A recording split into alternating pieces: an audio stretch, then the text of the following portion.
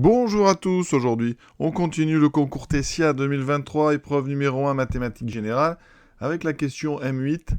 Ici on est sur la résolution d'une inéquation du second degré. On est encore sur des choses qui sont, on va dire, assez simples, mais ça fait toujours du bien de réviser, donc comment fait-on? Eh bien, quand on regarde, alors ça pourrait être un signe évident, là il y a des soustractions, des additions, hein, on ne voit pas de factorisation évidente, donc on va chercher les racines du trinôme. Alors le trinôme, ici, c'est donc x carré moins x moins 1.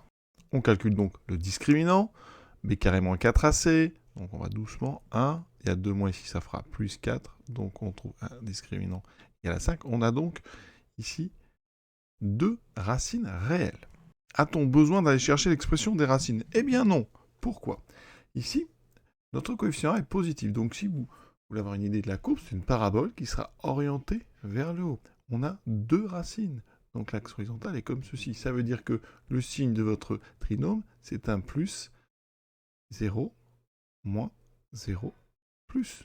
Vous cherchez, vous, ici, les valeurs de x pour lesquelles on est strictement négatif. Donc ça va être entre les deux racines, et strictement entre les deux. Donc les solutions vont avoir quelle forme? Eh bien, ça sera un ensemble ouvert, x1, x2. D'accord? Donc quand on... Regardons les propositions. La A, évidemment, ça n'est pas ça. On va jusqu'à moins l'infini. La C, c'est pareil, c'est une union. Il reste deux intervalles. Le premier intervalle fermé, fermé. Donc ça ne va pas. Ça serait des solutions si on avait mis inférieur ou égal à 0. Donc on l'enlève. Le dernier, il y a un crochet ouvert, un crochet fermé. Donc ça ne va pas.